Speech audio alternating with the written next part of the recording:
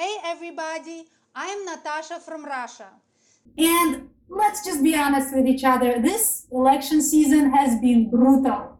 And this election, it was so bad, it reminded me of my own home country.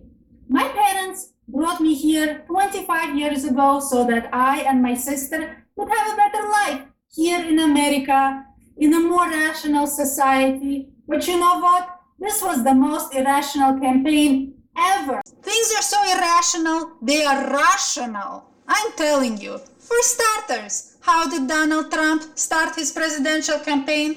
By saying that Mexicans are drug dealers, criminals, and rapists. My family came to America because we're Jewish. And a lot of Russian people think that Jews lie, they steal, they cheat, they care only about money, and they drink the blood of Christian babies. So lots of Russian people would be very happy if all the Jews just up and left. So there's some discrimination over there. What do we have here in America? Talking in terrible ways and accusing a minority, Mexicans, of being rapists and criminals and all this awful stuff. Are Mexicans rapists and criminals? In any big group of people, a few people are going to be criminals or rapists, even priests, right? So this is so rational to say that all the Mexicans are rapists and criminals. It might make sense to our brain kind of, because it's kind of wired that way, so that when you use a few people to describe a big group, it kind of seems reasonable, but our brain is wired and it's making an error.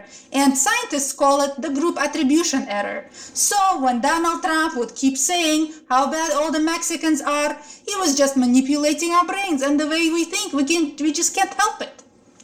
Then Trump goes ahead and calls Hillary Clinton crooked Hillary, and she has to go to jail. That's exactly the stuff that happens in Russia. If government doesn't like somebody, says, hey, you're a criminal.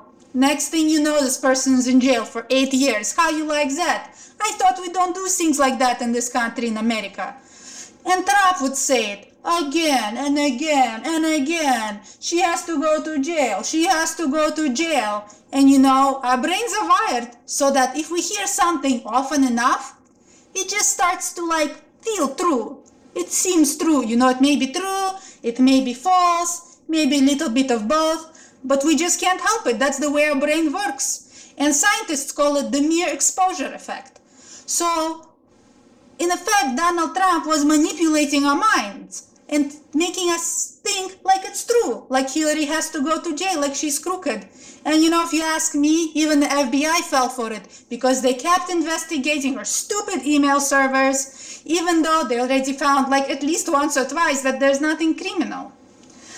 Anyway, speaking of FBI, in the end, Hillary Clinton lost the election. Big surprise to her, to a lot of people. And then what does she say? She goes right out and she blames FBI Director Comey for losing, saying that it's because he started yet another investigation so close to election.